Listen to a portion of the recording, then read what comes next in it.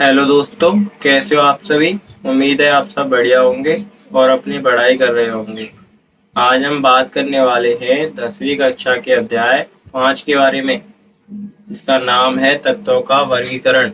इसके पहले पार्ट को हमने पहले ही पढ़ लिया है। ये पार्ट सेकंड है, जिसमें हम बात करेंगे मेंडलीफ की आवर्त सारणी के बारे में और आधुनिक आवर्त सारणी के बारे में। चलिए वीडियो को शुरू करते हैं। देखिए, मेंडलीफ की आवर्त सारणी। मेंडलीफ की आवर्त सारणी क्या थी? मेंडलीफ के सिद्धांत के अनुसार तत्वों के गुणधर्म उनके परमाणु द्रव्यमान के आवर्त फलन होते हैं। यानी मेंडलीफ ने बताया था कि जो तत्वों के गुणधर्म होते हैं उनके परमाणु द्रव्यमान के आवर्त फलन होते हैं। यानी कि परमाणु द्रव्यमान के बढ़ते हुए क्रम में उन्हें व्यवस्थित किया जाता है। इनकी जो आवर्त सारणी थी उसमें 8 समूह या ग्रुप थे तथा 7 क्षैतिज पंक्तियां थी, जिन्हें पीरियड या आवर्त कहा जाता है। यानी इनकी आवर्त सारणी में 7 क्या थे? आवर्त थे या पीरियड थे, और 8 समूह या ग्रुप थे। तत्वों से बनने वाले हाइड्राइड और ऑक्साइड के सूत्रों को तत्वों के वर्गीकरण के लिए मूलभूत गुणधर्म माना गया। इस प्रकार यानी जो तत्व थे उनसे जो हाइड्राइड बन रहे थे, ऑक्साइड बन रहे थे, उन्हीं को उनके गुणधर्मों का मूलभूत आधार या मुख्य आधार मेंडलीफ ने माना। अब देखिए, अब बात करते हैं मेंडलीफ की आवर्त सारणी की उपलब्धियों के बारे में। यानी मेंडलीफ की जो आवर्त सारणी थी उसकी क्या उपलब्धियां थी, मेंडलीफ को क्या उपलब्धियां प्राप्त हुई थी। सबसे पहली उपलब्धि है, मेंडलीफ ने अपनी आवर्त सारणी में रिक्त स्थान छोड़े ताकि वह तत्वों को उनके सही समूह में रख सके। मेंडलीफ ने क्या किया था, अपनी जो आवर्त सारणी बनाई थी उसमें कुछ तत्वों के लिए खाली स्थान छोड़ दिए ताकि जो सही तत्व है वह अपने ही समूह में आ सके, सही तत्व अपने समूह में आ सके। उदाहरण के लिए यदि उदाहरण की बात करें तो टाइटेनियम को समूह 3 में एक स्थान खाली छोड़ते हुए समूह 4 में रखा। जो टाइटेनियम था उसे समूह 3 की जगह समूह 4 में रखा, एक स्थान खाली छोड़कर। इसी प्रकार आर्सेनिक को समूह 4 में रखा, पास के 2 स्थान खाली छोड़ते हुए। बाद में ये स्थान स्कैंडियम तथा गैलियम व जर्मेनियम यानी स्कैंडियम, गैलियम तथा जर्मेनियम की खोज के द्वारा भरे गए। मेंडलीफ ने जो भी 3 स्थान छोड़े थे वो तीनों स्थान बाद में आर्सेनिक, गैलियम और स्कैंडियम, जर्मेनियम और गैलियम की खोज के बाद भरे गए। मेंडलीफ ने कुछ तत्वों के भविष्य में मिलने की भविष्यवाणी की। मेंडलीफ की आवर्त सारणी में छोड़े गए रिक्त स्थानों को भरेंगे। मेंडलीफ ने कुछ तत्वों के खोज की भविष्यवाणी की और कहा कि ये बाद में खोजे जाने वाले जो तत्व हैं मेरी सारणी में छोड़े गए इन स्थानों की पूर्ति करेंगे। और बाद में ठीक वैसा ही हुआ जैसा मेंडलीफ ने कहा था। उनके तत्वों का नामकरण मेंडलीफ ने ए का बोरोन यानी बोरोन के बाद एक, ए का एल्यूमिनियम यानी एल्यूमिनियम के बाद एक, ए का सिलिकॉन यानी सिलिकॉन के बाद एक, ऐसे रखा।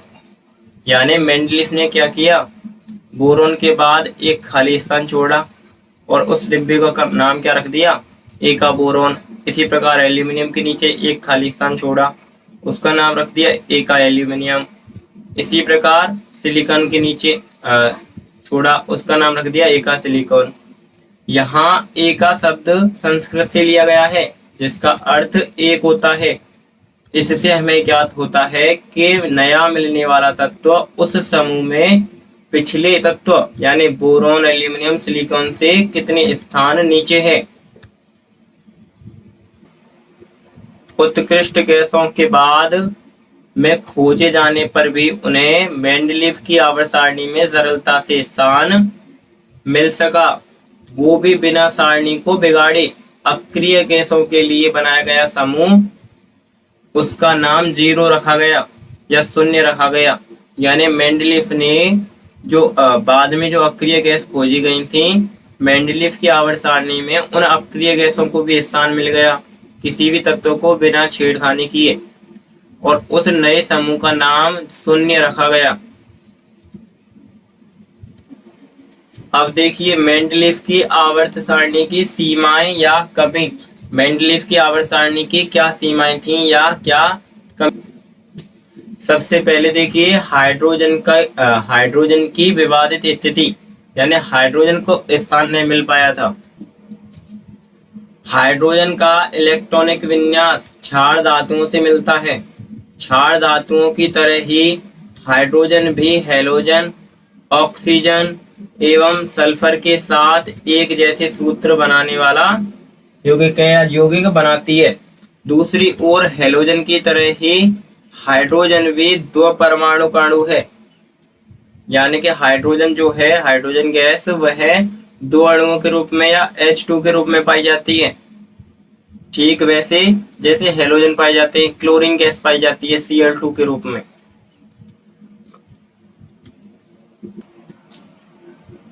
और धातुओं एवं अधातुओं के साथ सहसंयोजक बंध बनाती है या सहसंयोजक यौगिक बनाती है। जैसे देखिए यहाँ पर क्या है, हमारी हाइड्रोजन के यौगिक हैं, यहाँ पर सोडियम के यौगिक हैं, यानी क्षार धातुओं के यौगिक हैं। अगर हाइड्रोजन HCl बनाती है तो हमारी क्षार धातुएं भी क्या बनाती हैं, NaCl बनाती हैं। अगर हमारी हाइड्रोजन H2O बनाती है तो हमारी क्षार धातुएं भी Na2O बनाती हैं। अगर हमारी हाइड्रोजन H2S बनाती है तो हमारी क्षार धातुएं भी Na2S बनाती हैं। यानी हमारी जो हाइड्रोजन है उसके गुण किससे मिल रहे हैं, क्षार धातुओं से मिल रहे हैं। जबकि जो हैलोजन परमाणु होते हैं उनके जैसे भी गुण दर्शाती है, जैसे वह 2 परमाणु अणु के रूप में पाए जाते हैं, जैसे Cl2, तो ये भी H2 के रूप में पाई जाती है। अब यह समस्या थी कि हाइड्रोजन को आवर्त सारणी में रखें तो कहाँ रखें, धातुओं क्षार धातुओं के साथ या फिर हैलोजन वर्गों के साथ। अब दूसरी समस्या क्या थी, दूसरी समस्या देखिए समस्थानिकों की स्थिति।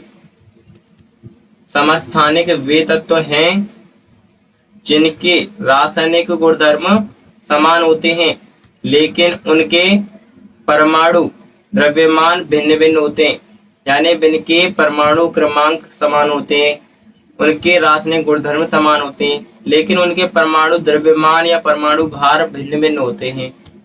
तत्वों के समस्थानिकों का पता मेंडलीव के बाद में चला, लेकिन इन तत्वों को मेंडलीव की सारणी में स्थान देना चुनौती बन गया। समस्थानिक जो थे उनका पता मेंडलीव की आवर्त सारणी के बाद चला और उनको मेंडलीव की आवर्त सारणी में स्थान देना एक चुनौती बन गया। जैसे कि अगर क्लोरीन की बात करें, क्लोरीन का एक होता है क्लोरीन 35 परमाणु द्रव्यमान और एक होता है क्लोरीन 37। ये दोनों ही क्लोरीन के समस्थानिक हैं। अधिक द्रव्यमान वाले तत्व को मेंडलीव ने कभी कभी कम द्रव्यमान वाले तत्व से पहले भी रखा ताकि समान गुणधर्म वाले तत्व एक स्थान पर या एक साथ रखे जा सकें। मेंडलीव ने क्या किया, जो कुछ ऐसे तत्व थे जिनके क्या थे, परमाणु द्रव्यमान कम थे, उन कम परमाणु द्रव्यमान वाले तत्वों को उसने बाद में रखा और अधिक परमाणु द्रव्यमान वाले तत्वों को पहले रखा ताकि जो समान गुणधर्म वाले तत्व थे वे एक साथ एक ही समूह में आ जाएं। उदाहरण के लिए यदि आप आवर्त सारणी को गौर से देखेंगे तो कोबाल्ट को निकेल से पहले रखा, जबकि दोनों का द्रव्यमान इस प्रकार होता है। यानी कोबाल्ट का परमाणु द्रव्यमान जो होता है वो 58.93 होता है, जबकि निकिल का 58.7 होता है। अब इसमें हमारा जो कोबाल्ट है उसका परमाणु द्रव्यमान अधिक है, जो कि पहले रख दिया है, जबकि निकिल के बाद रखना चाहिए था। और निकिल जो है उसका परमाणु द्रव्यमान कोबाल्ट से कम है, फिर भी उसे कोबाल्ट के बाद रखा है, जबकि कोबाल्ट से पहले रखना चाहिए था। तो इस प्रकार की कुछ त्रुटियां मेंडलीफ की आवर्त सारणी में पाई जाती हैं। वेनेडियम को क्रोमियम से पहले रखा, जबकि दोनों का द्रव्यमान इस प्रकार है। देखिए, वेनेडियम का परमाणु द्रव्यमान है 50.9, जबकि क्रोमियम का परमाणु द्रव्यमान है 50.2। ठीक है, जो हमारी क्रोमियम है वह कहाँ पर आनी चाहिए थी? वेनेडियम से पहले, जबकि क्रोमियम को वेनेडियम के बाद रखा गया है। अब देखिए, अब बात करते हैं आधुनिक आवर्त सारणी की, जो कि हेनरी मोजले नामक वैज्ञानिक ने दी थी 1913 में। सन 1913 में हेनरी मोजले ने बताया कि तत्वों के परमाणु द्रव्यमान की तुलना में उसकी परमाणु संख्या अधिक आधारभूत गुणधर्म है, और उन्होंने अपना आधुनिक आवर्त नियम दिया कि तत्वों के गुणधर्म उनकी परमाणु संख्या का आवर्त फलन होते हैं। उन्होंने क्या बताया? उन्होंने मेंडलीफ के विपरीत उन्होंने बताया कि जो तत्वों के गुणधर्म होते हैं वे उनके परमाणु क्रमांक के आवर्ती फलन होते हैं, ना कि परमाणु द्रव्यमान के। देखिए, इनकी जो आवर्त सारणी थी उसमें 18 ऊर्ध्व स्तंभ थे, यानी समूह या वर्ग थे, ग्रुप थे, और 7 क्षैतिज पंक्तियां, यानी कि 7 आवर्त या पीरियड थे। जो आवर्तों की संख्या है या पीरियड की संख्या है वह तो मेंडलीफ की आवर्त सारणी जैसे ये 7, लेकिन जो ऊर्ध्वाधर स्तंभ हैं यानी समूह या वर्ग हैं उनकी संख्या आधुनिक आवर्त सारणी में 18 है, जिन्हें आज हम पढ़ते हैं। आज हम जो सारणी पढ़ते हैं वो कौन सी सारणी है? आधुनिक आवर्त सारणी है, जिसे ग्रेगर जॉन मेंडल ने 1913 में दिया था। किसी भी विशिष्ट समूह के तत्वों की संयोजकता इलेक्ट्रॉनों की संख्या समान होती है। किसी भी विशिष्ट समूह के तत्वों की संयोजकता इलेक्ट्रॉनों की संख्या समान होती है, यानी हम किसी भी एक समूह के सभी तत्वों की संयोजकता इलेक्ट्रॉनों की संख्या देखें तो वह समान होगी। यानी पहले वर्ग में कितने संयोजकता इलेक्ट्रॉन होंगे? सभी तत्वों के पहले वर्ग में जितने भी तत्व आ रहे होंगे उन सभी की संयोजकता इलेक्ट्रॉनों की संख्या 1 होगी, दूसरे वर्ग में 2 होगी, तीसरे वर्ग में 3 होगी, इसी प्रकार 18वें वर्ग में 18 होगी। लेकिन 18 होती तो ये अष्टक पूरा करते हैं तो निकल जाती है, पर जो हमारी संयोजकता है, संयोजकता इलेक्ट्रॉन की संख्या, वह इसी प्रकार हम निकालते हैं। उदाहरण के लिए यदि हम बात करें तो फ्लोरीन, क्रोमीन व ब्रोमीन एक ही समूह के सदस्य हैं व इनके संयोजकता इलेक्ट्रॉनों की संख्या 7 है। फ्लोरीन, क्लोरीन, ब्रोमीन हमारे कौन से वर्ग में आते हैं? 17वें वर्ग में आते हैं। इनके संयोजकता इलेक्ट्रॉनों की संख्या कितनी होनी चाहिए थी? 17, लेकिन 17 तो संयोजकता इलेक्ट्रॉनों की संख्या होती नहीं है, तो फिर क्या करेंगे? हम इनका इलेक्ट्रॉन विन्यास निकालेंगे। विन्यास के बाद जो इनके सबसे बाह्यतम कोष में इलेक्ट्रॉनों की संख्या बचेगी वो बचेगी 7। उसी को हम क्या बोलते हैं? संयोजकता इलेक्ट्रॉन या संयोजकता। अब देखिए, एक नोट दिया हुआ है कि संयोजकता इलेक्ट्रॉनों की संख्या बोर-बरी के 2n² सूत्र से ज्ञात की जाती है। अगर हमें संयोजकता इलेक्ट्रॉनों की संख्या ज्ञात करनी है तो इलेक्ट्रॉन विन्यास लिखना पड़ेगा, और इलेक्ट्रॉन विन्यास जो लिखा जाता है किसी भी तत्व का वो लिखा जाता है बोर एंड बरी के 2n² सूत्र से। इसी से हम किसी भी तत्व के इलेक्ट्रॉन विन्यास को लिखते हैं, तथा इसके इलेक्ट्रॉन विन्यास में सबसे बाह्यतम कोष में जो इलेक्ट्रॉनों की संख्या आती है वही उसकी संयोजकता इलेक्ट्रॉन होते हैं, वही उसकी संयोजकता होती है। अब देखिए, समूह में ऊपर से नीचे जाने पर कोषों की संख्या बढ़ती है, यानी जैसे जैसे हम किसी भी समूह में ऊपर से नीचे आते जाएंगे, आवर्त सारणी में किसी भी समूह में ऊपर से नीचे आते जाएंगे तो समूह में कोषों की संख्या में वृद्धि होती जाएगी। जो हमारे KLMN कोष होते हैं उनकी संख्या में वृद्धि होती जाएगी।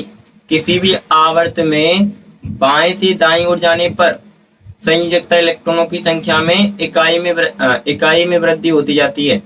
यानी दाएं से बाएं जाने पर आवर्त सारणी में संयोजकता इलेक्ट्रॉनों की संख्या में एक की वृद्धि होती जाती है। यानी अगर किसी समूह की संयोजकता इलेक्ट्रॉनों की संख्या 2 है तो उससे अगले वाले की 3 होगी और उससे अगले वाले की 4 होगी। उदाहरण के लिए सोडियम की संयोजकता इलेक्ट्रॉनों की संख्या कितनी होती है? 11। उससे अगला कौन सा होता है? मैग्नीशियम। मैग्नीशियम में संयोजकता इलेक्ट्रॉनों की संख्या कितनी होती है?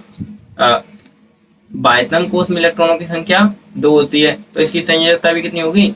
संयोजकता इलेक्ट्रॉनों की संख्या भी कितनी होती है? 2। एल्यूमिनियम के संयोजकता इलेक्ट्रॉनों की संख्या कितनी होती है? 3। और सिलिकॉन के संयोजकता इलेक्ट्रॉनों की संख्या कितनी होती है? 4। इसी प्रकार बाकी की भी होती है।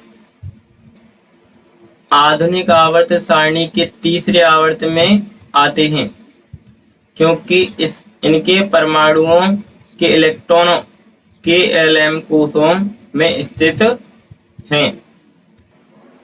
जो हमारी एल्यूमिनियम है उसके संयोजकता इलेक्ट्रॉनों की संख्या कितनी होती है? 3 होती है। इसीलिए ये क्या करते हैं, हमारा जो आधुनिक आवर्त सारणी है उसके तीसरे आवर्त में आते हैं। क्योंकि जितने आवर्त की संख्या होती है क्योंकि इसमें कोष कितने होते हैं? 3 होते हैं, KLM, इसीलिए तीसरे आवर्त में आते हैं। किसी भी आधुनिक आवर्त सारणी में तत्व की स्थिति का पता किससे लगाया जाता है? उसके आवर्त की संख्या से और उसके संयोजकता इलेक्ट्रॉनों की संख्या से, समूह की संख्या से। अब देखिए आधुनिक आवर्त सारणी की प्रवृत्ति यानी गुण। आधुनिक आवर्त सारणी के गुण क्या हैं? सबसे पहले परमाणु आकार। आधुनिक आवर्त सारणी का परमाणु आकार किस प्रकार का होता है? परमाणु आकार से परमाणु की त्रिज्या का पता चलता है। यानी किसी भी तत्व के परमाणु आकार से उसकी परमाणु त्रिज्या का पता चलता है। आवर्त सारणी में बाएं से दाईं ओर जाने पर परमाणु त्रिज्या घटती है। नाभिक में आवेश बढ़ने से यह इलेक्ट्रॉनों को नाभिक की ओर खींचता है, जिससे परमाणु का आकार घटता जाता है। यानी आधुनिक आवर्त सारणी में यदि हम बात करें बाएं से दाएं जाने पर जो परमाणु का आकार है वह घटता है, क्योंकि बाएं से दाएं जाने पर संयोजकता इलेक्ट्रॉनों की संख्या बढ़ती है, यानी आवेश बढ़ता है। और आवेश के बढ़ने के कारण हमारे नाभिक में जो प्रोटॉन हैं, जो धनावेश हैं, वे इलेक्ट्रॉन जो कि ऋणावेश हैं उन्हें अपनी ओर खींचते हैं, जिससे परमाणु का आकार छोटा हो जाता है और त्रिज्या का आकार भी छोटा हो जाता है। समूह में ऊपर से नीचे जाने पर परमाणु का आकार बढ़ता है।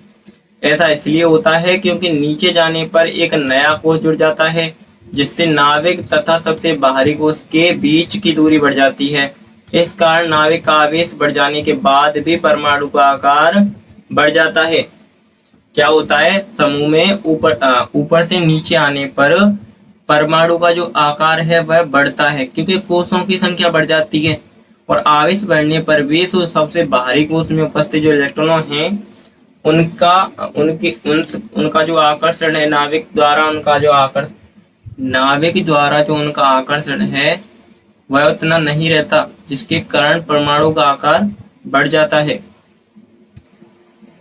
एक स्वतंत्र परमाणु के केंद्र से उसके बाहरी कोष की दूरी ही परमाणु आकार को दर्शाती है।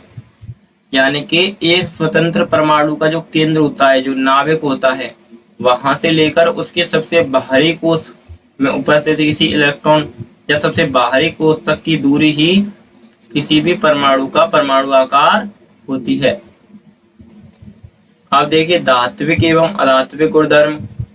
सोडियम तथा मैग्नीशियम जैसी धातुएं सारणी में बाईं ओर स्थित हैं।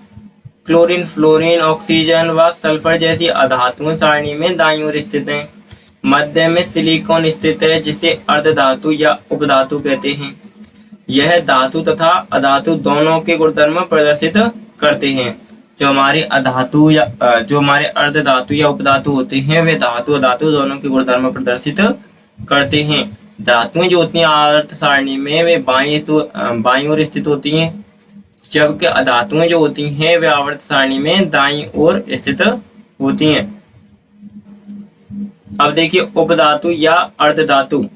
आधुनिक आवर्त सारणी में एक टेढ़ी मेढ़ी रेखा धातु एवं अधातुओं को अलग करती है। इस रेखा पर आने वाले तत्व जैसे कि boron, silicon, germanium, arsenic, antimony, tellurium एवं पोलोनियम धातु एवं अधातु दोनों के गुणधर्म प्रदर्शित करते हैं, इसलिए इन्हें अर्धधातु या उपधातु भी कहते हैं। एग्जाम में क्वेश्चन आता है कि किन्हीं दो उपधातुओं के नाम लिखो, तो हमारे जर्मेनियम, आर्सेनिक, टेल्यूरियम, पोलोनियम ये सभी क्या हैं, हमारे उपधातुओं के उदाहरण हैं। अब देखिए धातुएं, यह विद्युत धनात्मक प्रकृति के होते हैं, अर्थात आबंध बनाते समय इलेक्ट्रॉनों का त्याग कर धनायन बनाते हैं। जो हमारे धातुएं होती हैं इलेक्ट्रॉन का त्याग करके धनायन बनाती हैं। आवर्त सारणी में बाएं से दाएं चलने पर तत्वों के धात्विक गुणधर्म घटते हैं, क्योंकि संयोजकता कोष के इलेक्ट्रॉनों पर लगने वाले नाभ की आवेश बढ़ता जाता है, अर्थात इलेक्ट्रॉन त्यागने की प्रवृत्ति घटती जाती है। जैसे जैसे हम आधुनिक आवर्त सारणी में बाएं से दाएं जाएंगे, धात्विक गुण घटते जाएंगे, अधात्विक गुण बढ़ते जाएंगे, क्योंकि सबसे बाहरी कोष के जो इलेक्ट्रॉन हैं उनकी संख्या में वृद्धि होती जाती है, जिसके कारण इनके इलेक्ट्रॉन त्यागने की प्रवृत्ति घटती जाती है। अब देखिए अधातुएं, ये विद्युत ऋणात्मक प्रकृति की होती हैं। इनमें इलेक्ट्रॉन ग्रहण करके आबंध बनाने की प्रवृत्ति पाई जाती है, यानी कि ऋणात्मक आवेश इन पर पाया जाता है। क्यों? क्योंकि ये इलेक्ट्रॉन ग्रहण करके ऋणावेश बनाती हैं। विद्युत ऋणात्मकता की प्रकृति के अनुसार अधातुएं आवर्त सारणी के दाहिनी ओर ऊपर की ओर स्थित होती हैं, यानी बाईं तरफ से जैसे जैसे जाते जाएंगे धात्विक गुण घटते जाएंगे, अधात्विक गुण बढ़ती जाएंगी। वहां पर अधातुएं जो होती हैं इलेक्ट्रॉन ग्रहण करके ऋणायन बनाती हैं, उनमें ऋणायन बनाने की प्रवृत्ति पाई जाती है। अब देखिए ये तुम्हारी आधुनिक आवर्त सारणी दी गई है, जो कि रफ डायग्राम है। ठीक है, ये आपको याद करना है। याद कैसे करना है वो भी मैं अभी आपको बताने वाला हूँ। इसे कहते हैं, देखिए एस ब्लॉक या क्षारीय धातु और क्षारीय मृदा धातु होती हैं। ये होता है डी ब्लॉक, जो कि एस ब्लॉक और पी ब्लॉक के मध्य में स्थित होता है। ये होता है पी ब्लॉक, दोनों के मध्य में होता है ये हमारा डी ब्लॉक। ये होता है हमारा एफ ब्लॉक। अब इस आधुनिक आवर्त सारणी को आप याद कैसे करेंगे वो देख लीजिए। देखिए इस प्रकार आपको याद करनी है। ये है क्या, एस ब्लॉक, और ये है तुम्हारा पी ब्लॉक। इन दोनों के मध्य में क्या है, डी ब्लॉक। ठीक है, और ये है तुम्हारा एस ब्लॉक। इसे याद कैसे करेंगे? सबसे पहले देखिए hydrogen, lithium, sodium, potassium, rubidium, caesium, francium, इन्हें याद करेंगे हेली ना की रबड़ी सस्ती फ्री, या फिर ऐसे भी याद कर सकते हैं हेलिना की रब से फरियाद। दूसरी देखिए बेटा मांगे कन्या सुंदर बाप राजी। इसके अलावा इन्हें देखिए साइंस टीचर विनीता कृपलानी मन फैको नी क्यों जान, यारी जरा निभा मौत तक रू में।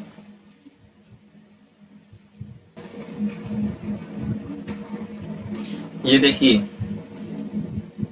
यारी जरा निभा मौत तक रू में, रा पड़े आग में कूद जा, ला हफ्ता वरना रे उधर इधर पिटाई और होगी। इसे देखिए पी ब्लॉक को बैंगन आलू गाजर इन थैली, कहे शिव जी सुने पार्वती, नेपाल पाकिस्तान ऑस्ट्रेलिया सब भिखारी। एफ ब्लॉक देखिए सीने पर नदिया प्रेम की समाई, यूं गद गद तब दिल हो या यार तुम अब लौटे, थोड़े पापड़ यूं नापो पुराने आम कम बिकेंगे, कैफे में ऐसे फरमाओ मैडम नाश्ता लाओ। इस प्रकार से आपको आधुनिक आवर्त सारणी याद करनी है। अब इसे देखिए, ये भी पी ब्लॉक है। ओ सावधानी से टीपो, ओ सावधानी से टीपो, फिर कल बाहर आएगी आंटी। हीना नीना और करीना जीती रहना, हीना नीना और करीना जीती रहना। Thanks for watching this video. Video अगर अच्छी लगी हो तो वीडियो को एक लाइक कर देना, वीडियो को शेयर करना ज़्यादा से ज़्यादा, और चैनल पर पहली बार आए हो तो चैनल को सब्सक्राइब कर लेना। अगर आपको ये नोट्स जो है पीडीएफ के रूप में चाहिए तो उसकी आपको टेंशन नहीं करनी है। ये पीडीएफ के रूप में वीडियो के डिस्क्रिप्शन में लिंक दे दी जाएगी, वहां से आप इनकी हैंड नोट्स निकाल सकते हैं हार्ड कॉपी के रूप में। चलिए फिर अगली वीडियो में बात करते हैं। धन्यवाद।